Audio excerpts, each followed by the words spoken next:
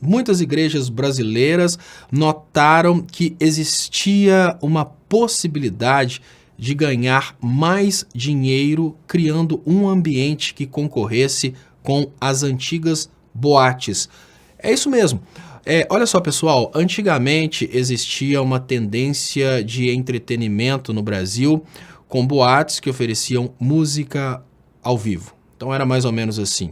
As pessoas, nos finais de semana, os casais e mesmo os não casais, aqueles que estavam procurando um romance, um relacionamento, eles procuravam casas de show. Antigamente era até normal a gente ter aí os boleros, essas músicas dançantes.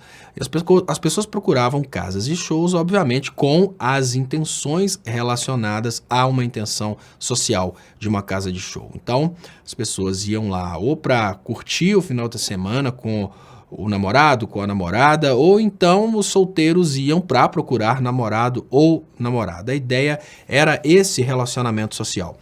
Quando determinadas igrejas perceberam que existia essa demanda social por esse convívio, por esses eventos, por essas festas, e principalmente uma demanda social por um local onde os casais pudessem, onde os jovens pudessem se tornar casais, muitas igrejas foram se adaptando para essa lógica. Eu vou dar um exemplo para vocês de uma igreja que se tornou uma boate com uma clientela muito grande, que é a Igreja Batista da Lagoinha. Por que eu estou dando esse exemplo da Igreja Batista da Lagoinha? Porque essa igreja, ela se distingue por uma trajetória muito interessante.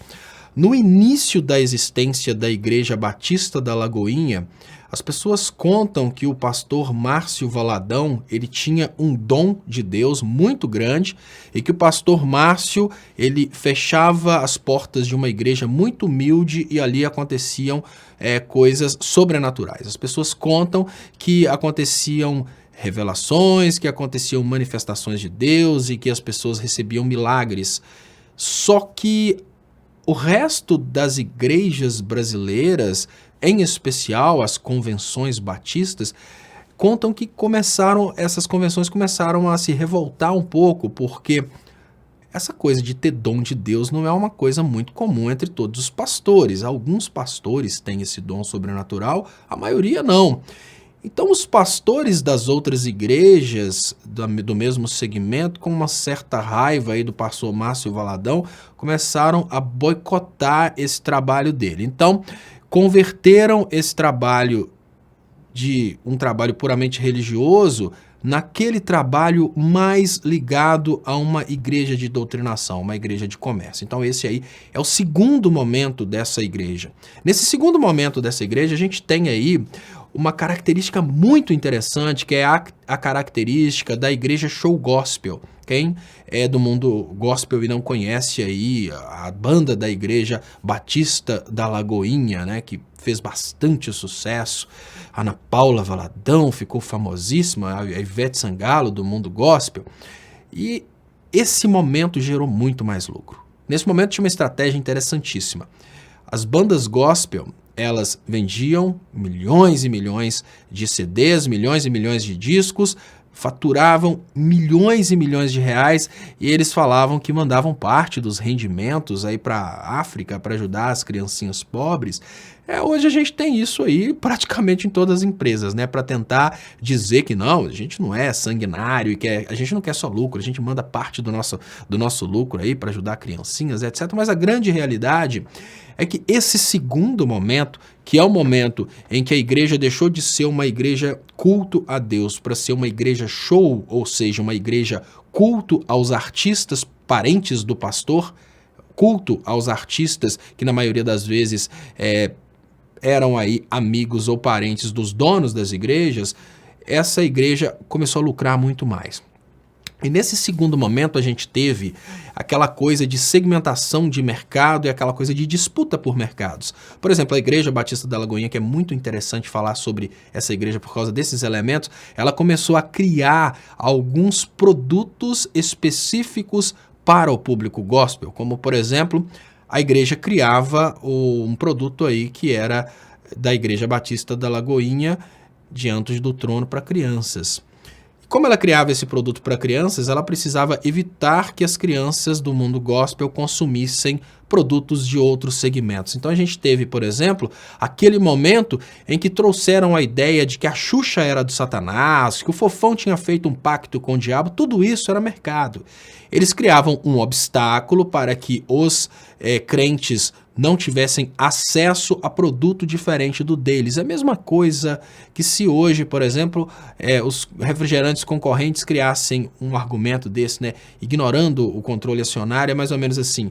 A Coca-Cola cria uma história dentro do Brasil que a Pepsi, o dono da Pepsi tem pacto com o diabo e todo mundo que bebe Pepsi vai para o inferno. Aí todo mundo que acredita nessa história compra Coca-Cola. É isso que aconteceu naquela época. Naquela época tinha essa coisa de falar que tudo era do Satanás. É assim, a gente fica tentando, nossa, mas crente é muito estranho, o crente fala que tudo é do Satanás, é mercado. Os pastores falavam que, a Globo é do Satanás. A Globo era do Satanás por quê? A Globo não era do Satanás porque era do Satanás, era porque os crentes estavam, os pastores, né, os empresários do mundo gospel, estavam criando as emissoras de televisão deles. Não pode ouvir música do mundo. Peraí, música do mundo, né? O crente não mora no mundo. Não pode ouvir música do mundo porque o mundo gospel vende música. Não tem nada a ver com a música ser adoração a Deus. É porque o mundo gospel tem esse produto para oferecer. A Xuxa é do Satanás. Quando que a Xuxa se tornou do Satanás? No momento em que o mundo gospel percebeu que eles poderiam criar produtos para criança. E assim por diante. E hoje essa mesma igreja, ela evoluiu um pouco mais. Essa igreja agora, ela chega nesse ponto que eu falo com vocês, que é a igreja que virou boate. Hoje, quando eles perceberam que era possível ainda atacar um outro segmento de mercado, que é o segmento de mercado do entretenimento, eles converteram os templos de adoração em grandes templos de eventos. E hoje a gente chega nessa Igreja Batista da Lagoinha, a gente tem uma casa de shows. Ninguém pode negar a uma pessoa isenta.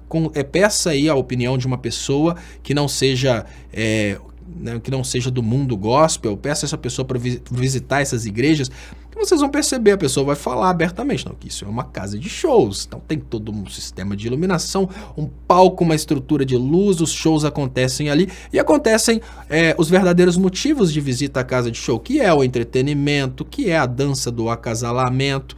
A diferença básica é que as pessoas que visitam casas de shows, que são igrejas que se tornaram boates, essas pessoas, eles tentam transparecer a ideia de que eles se adequam a um padrão conservador, que é um padrão de que não pode fazer sexo antes do casamento, né? Tem que namorar, só pode dar a mão depois de uma semana. Tem todas essas, digamos que tem toda essa coisinha que eles criam, né, que na verdade não é seguida, a gente sabe que não é, a gente sabe que tem muitas pessoas que vão para as igrejas, é até engraçado, tem muito rapazinho que vai para a igreja achando que a menina crente é uma menina fácil, e tem muitas meninas que vão para as igrejas pensando que vão chegar lá e vão achar os rapazes que pensam isso, e as coisas vão se tornar mais fáceis, ou seja, a mesma boate de antes.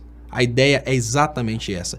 E aí a gente tem, dentro desses esquemas, a gente tem grife de roupa, a gente tem agora até bandeira de cartão de crédito. Mas tem uma coisa que não tem nessas igrejas. E é agora que eu chamo a atenção de vocês. Nessas igrejas não tem o Evangelho de Cristo. Nessas igrejas não tem o Evangelho de Cristo, porque no Evangelho de Cristo vai ter condenações ao comércio da fé. No Evangelho de Cristo vão ter caminhos que mostram que você não vai encontrar Deus dentro desses templos gigantes, cheios de ornamentos e tecnologias. Uma coisa que dificilmente você vai encontrar dentro dessas boates que antes foram igrejas, uma coisa que dificilmente você vai encontrar entre as pessoas, lógico, não todas, mas dificilmente você vai encontrar na maioria das pessoas que frequentam essas boates, é a intenção evangélica. Infelizmente, existe uma vontade muito grande de socialização, existe uma vontade muito grande de pertencência e existe uma vontade muito grande de destaque social. Dentro dessas boates que um dia foram igrejas, você vai encontrar muitas pessoas que estão ali porque eles têm o prazer de dizer que tem um determinado destaque. Eu sou presbítero. Eu sou membro tipo A+++. Eu sou filho do pastor.